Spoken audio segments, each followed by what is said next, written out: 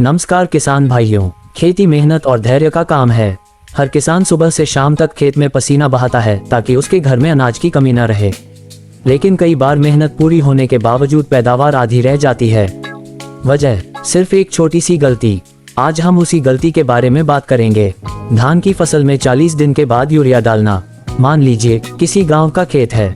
धान की फसल 40 दिन की हो चुकी है। पौधे हरे भरे लहरा रहे हैं। खेत का मालिक सोचता है, चलो यूरिया डाल दें, जितना ज्यादा हरापन होगा उतनी पैदावार बढ़ेगी।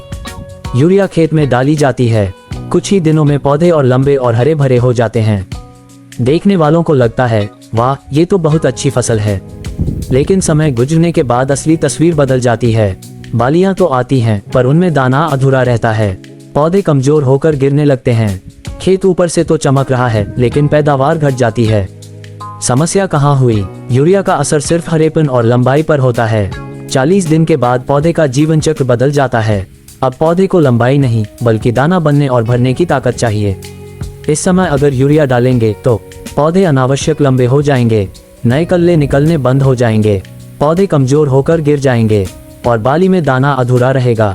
यानी खेत हरा भरा दिखेगा, लेकिन बोरी खाली रह जाएगी। सही समय पर सही खाद क्यों जरूरी है? धान की फसल का सबसे महत्वपूर्ण समय होता है 20 से 40 दिन तक। यही वह समय है जब पौधे कल्ले बनाते हैं। जितने ज्यादा कल्ले उतनी ज्यादा बालियां।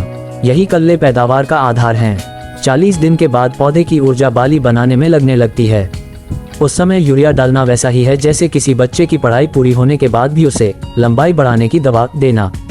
फायदा कुछ नहीं, नुकसान जरूर होगा।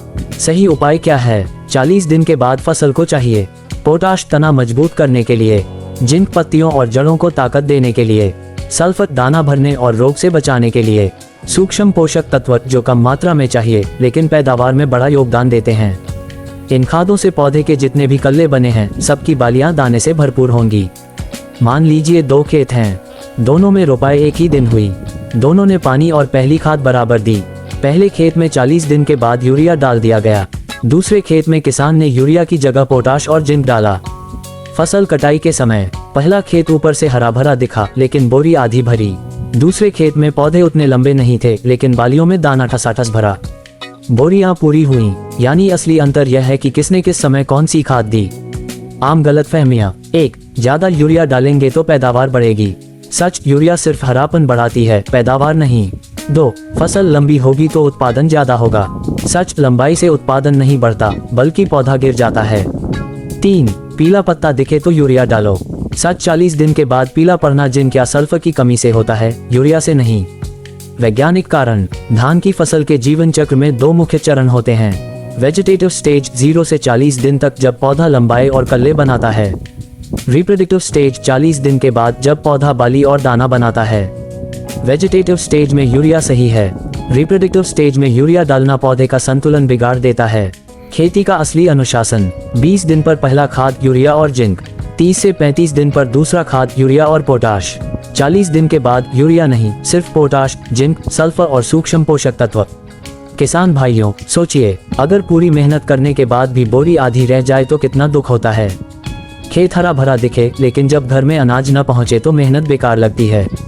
लेकिन वही मेहनत अगर सही समय पर सही खाद के साथ की जाए तो वही खेत सोना उगलेगा। बोरी पूरी भरेगी, घर खुशहाल होगा। धान की खेती में 40 दिन के बाद यूरिया भूलकर भी मत डालिए।